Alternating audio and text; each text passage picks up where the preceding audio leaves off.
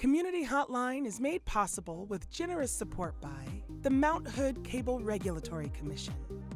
The Mount Hood Cable Regulatory Commission advocates on behalf of the public interest on communications policy issues at the local, state, and federal levels.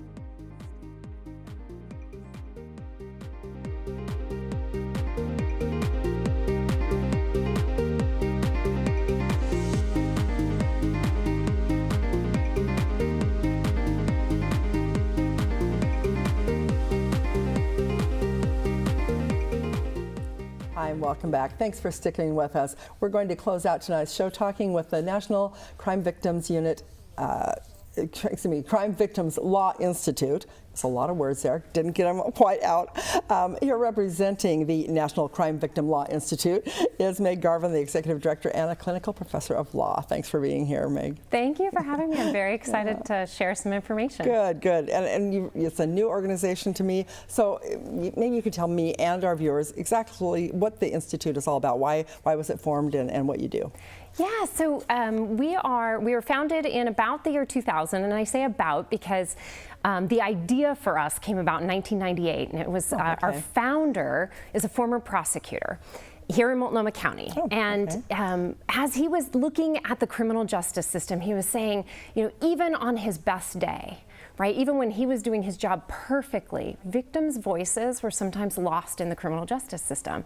You know, the system would move forward no matter what. So he paused and thought, well, what more can we do for survivors of crime? How do we make sure that they move from being a victim to a survivor and hopefully ultimately in our community a thriver? And he thought, you know what, sometimes they need a legal advocate.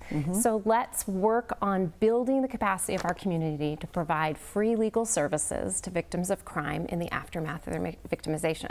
Wow. So we were born to do that, and we do it in a handful of ways. We partner with lawyers, so we support lawyers who will provide free services to victims.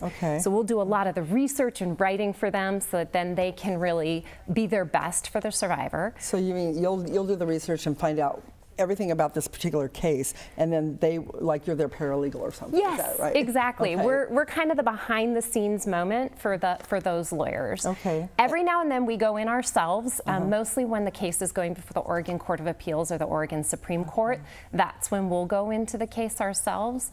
And when you say we, how many people are you talking about? There's only 12 of us, and we work here in Oregon and nationally. So we work on cases all across the country. Last year we worked on cases in 37 different states. Oh, boy, so 12 people in 37, that's a lot of work. It is, you know, but the way we achieve it is there's the 12 of us, but there's also this community of pro bono lawyers, and pro bono just being free across the nation, and a lot right here in Oregon who will help us either step in to help the survivor on a case or will help us with research. And in fact, one helped us connect with you for this event tonight, which is Tara Lawrence, who's a local lawyer, and she does pro bono for us. Right, and I met Tara because she came on regarding some other organizations that she's worked with that she's helped, and so she's a wonderful person. So yeah. So explain to me then exactly how this works. So when you say you're advocating for and supporting victims of crime, are these people that have already gone through the justice system and maybe didn't get the result they were looking for, or people that are trying to get justice? Tell me how this works. So our hope is to work with survivors as they're going through the process. So here in Oregon, and many of your viewers may not know this, but victims of crime have constitutional rights. So you and I, if we were victims of crime, we have rights in the criminal case. Things like you have the right to be notified when certain things are happening. You get to be heard if you want to. Meaning speak at the trial or that kind of thing? Yeah, or at restitution, or if there's a release hearing and you're afraid, right? And so what we do is we make sure that the survivor knows those rights and then has a lawyer there to fight for them. And of course, right, there's always the prosecutor in the case too, right? Because we're focused on the criminal case. But the prosecutor has a big job. Their job is to represent the entire state of Oregon in the case. Against the criminal. Yes, and sometimes... So they're not really there to represent the rights of the victim. That's exactly right. That's exactly right. And so that's why the voice can get lost. That's why you, if you are a victim of crime, you might just want to know a little bit more. You might need someone to sit with you and explain it to you.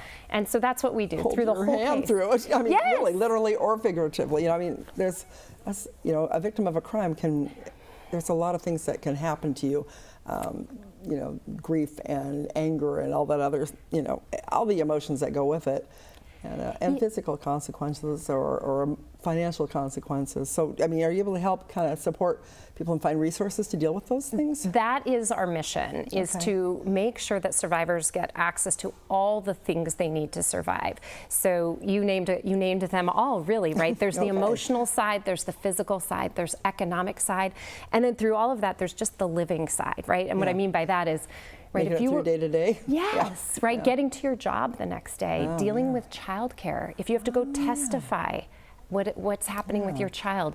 So while we don't provide all those services, the idea is we work with community partners to make sure that survivors have access to the folks that can provide those services. And know about them. Because, exactly. Our expertise is the law. So we're there focusing on the law, but our goal is to understand that the victim is a human being who has all of these needs, and let's try and connect them with the folks that they might need to be connected with.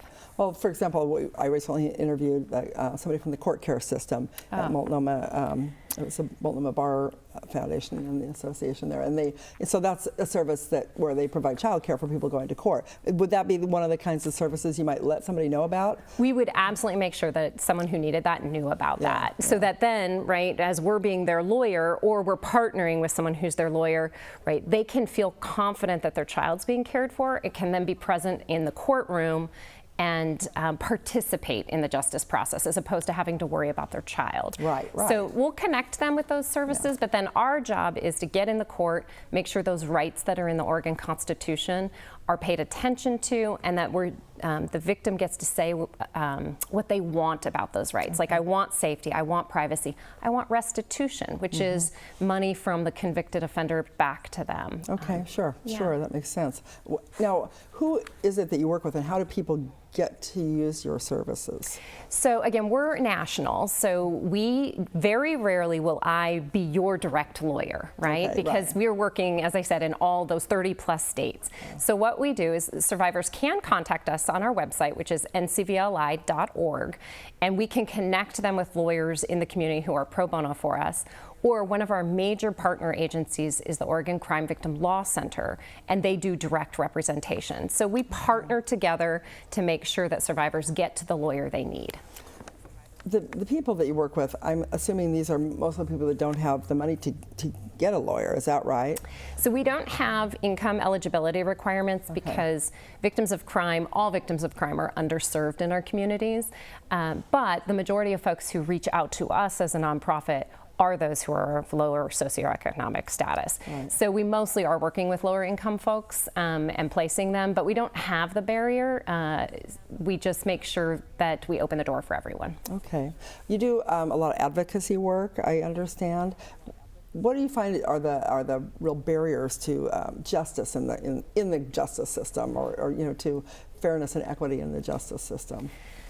Probably among the biggest barriers or hurdles is the process just keeps moving. It doesn't slow down and really hear from survivors, what do you need, right? The pause in the system to say, what do you need to be made whole, to move on with your life, to move through this and carry it with you, right? Because if you're a victim of crime, you create a new normal after that, right? You don't ever go back to who you were before. You can't erase what happened. No, so how do we support you? What do you need for that new normal? And the system is kind of a conveyor belt. It just keeps moving. Well, it's pushing the criminal toward incarceration or acquittal or whatever is going to happen, but it doesn't pay that much attention to the victim, does it? That is exactly right. Yeah, it doesn't just stop and pause and listen and say, what do you need? Which, interestingly, is the exact opposite of how we were historically.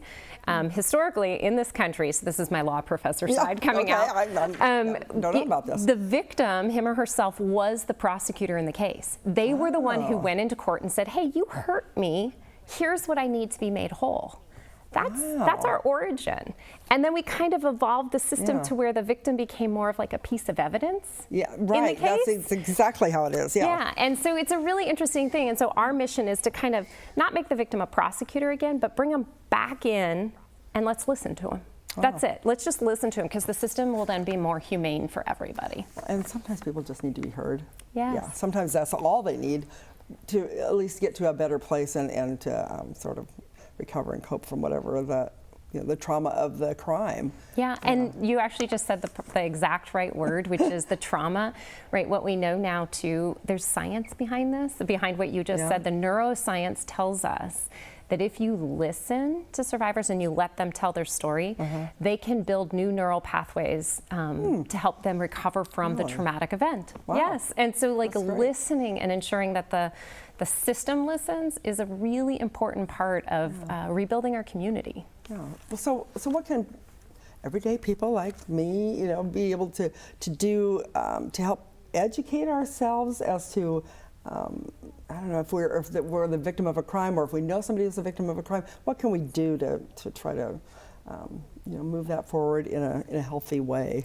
So the number one thing that all of us can do is know our rights. Okay. If you or I, or really if we went out on the street right now and asked anyone we ran into, what are your rights if you were a defendant, if you were stopped by law enforcement? Almost everyone could fill in the blank of you have the right to remain silent. Yeah. Yes, right? Everyone can fill those blanks in. But my guess is we could go out and ask anyone, even in the studio or out on the street, what are your constitutional rights as a victim of crime? No one's going to fill in the blank, right? So step one is know your rights. And you can find them on NCVLI's website, so ncvli.org. You can find them on the Oregon Attorney General's website. Okay. So go know your rights, because then if you find yourself a victim of crime, you can start to assert those rights. You can ask for them. You can say to law enforcement, oh my gosh, I'm afraid. I'd like privacy in this way. I'd like protection in this way. I want a protective order, whatever it is. So step one for all of us, know your rights. Okay. Yeah. Well, that sounds like it's not so hard. People just need to take the time to find out what they are. They do, right. Yeah. And I'm going to add 2 more steps. Okay. Step 2 is be open to listening to when someone else is telling you that they're a victim. It's really hard to sit with it because they might be sad, they might be angry. But giving people permission and a safe space to share with you that they've been a victim of crime will help us get them the help they need. So if a child is trying to tell you, or if someone at your workplace is trying to tell you that they're scared or that something's happened, create a lot of space, like be quiet and listen, because they might be asking you for help in just kind of a roundabout way.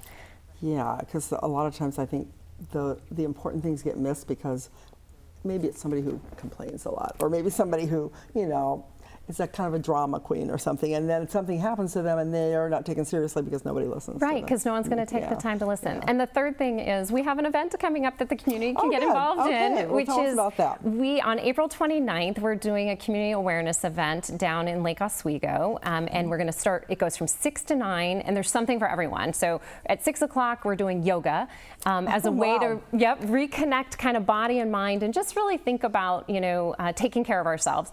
And then as soon as yoga is over at about 6:45, we'll be going right next door, and there's a lovely place next door where we're going to have beer and wine and celebrate and just hang out. And I just want to make sure I get that name right. Uptown Market is right next door. So Twist Yoga and Uptown Market. Main drag of it is right down there. Yes. So so there's little community events like that people can participate in to learn more. Also. Okay, that sounds like fun. So this is in Lake Oswego, and from 6 to 9 p.m. on what's the date again? The 29th, Saturday. It's a Saturday evening. Okay.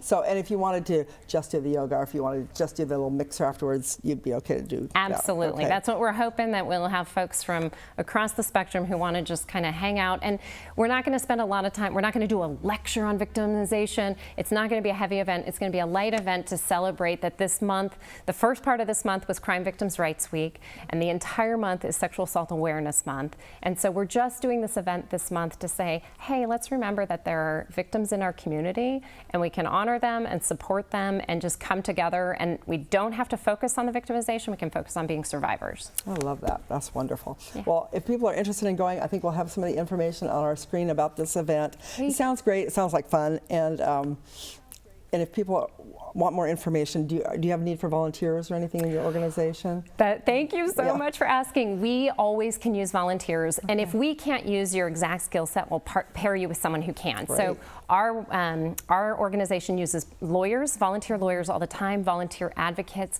We will take students who want to learn about this. So many students come to us from in high school and college, as they're trying to think, do they want to go to law school? Right, Are they it's a great way to kind of get a feel for it. Yeah, and then just folks who want to do some community advocacy, they can come work with us. Or, you know what, we're very open to just connecting them with our partners too, because this is all about community. Wonderful, thank you. Thank you, Meg, so much. This has really been enlightening and very interesting, and I really appreciate you coming on the show tonight. Thank you so much. You bet. Thanks for watching Community Hotline tonight. I hope you learned something. I thought this was a fascinating segment, as were the other two, so I hope you learned something and enjoyed it, and we'll come back and watch us again next week. I'm Monica Weitzel. We'll see you then.